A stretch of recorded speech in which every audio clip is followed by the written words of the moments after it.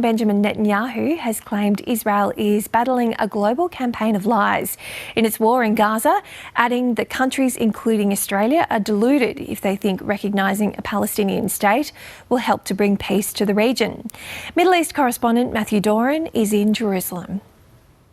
Benjamin Netanyahu rarely fronts the media, and that's why his two press conferences on Sunday, one to the foreign press, the other to local media, are significant, not least because it comes just days after Israel's security cabinet signed off on his plan to take control of Gaza City by force, a major escalation in the war and one which will force the displacement of hundreds of thousands of Palestinians, many of whom have been forced to move time and time again during this war.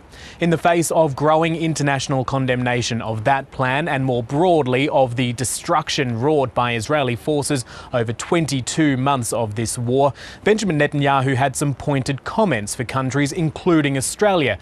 When we do what any country would do faced with this genocidal terrorist organization that has performed the worst attack on Jews since the Holocaust, I think we're actually applying force judiciously, and they know it. They know what they would do if right next to Melbourne or right next to Sydney, you had this horrific attacks. I think you would do it, at least what we're doing, probably maybe not as efficiently and as precisely as we're doing it.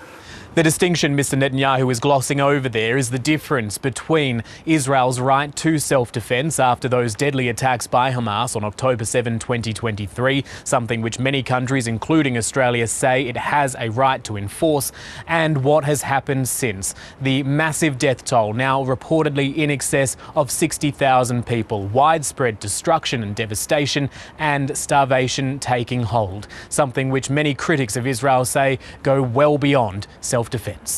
The idea behind Mr. Netanyahu's press conference was to write what he claims are lies being spread by Hamas and being swallowed by the international media and its audiences.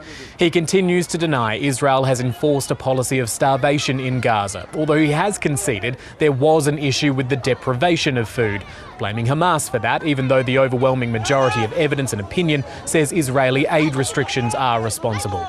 Those comments came as Palestinian health authorities in Gaza said the death toll from starvation continued to rise, now at 217, including 100 children. The Prime Minister was reluctant to put a specific time frame on how quickly his military will take control of Gaza City, but insisted it was the best way to finish the war quickly, rejecting claims it will threaten the lives of the remaining hostages in Gaza, 50 Israelis still held, 20 believed to be alive. He was about to finish his press conference when I managed to get him to comment on the issue of Palestinian statehood, specifically seeing as France, the UK and Canada have all announced they will move to recognise a Palestinian state, albeit with slightly different conditions and caveats. It's not a position Australia has taken just yet, although the government says it's a matter of when, not if, the Australian government would recognise a Palestinian state. And to that point, the Prime Minister had this to say. Most of the Jewish public is against the Palestinian state for the simple reason that they know it won't bring peace, it'll bring war. To have European countries and Australia march into that rabbit hole, just like that, fall right into it, and buy this canard is disappointing, and I think it's actually shameful.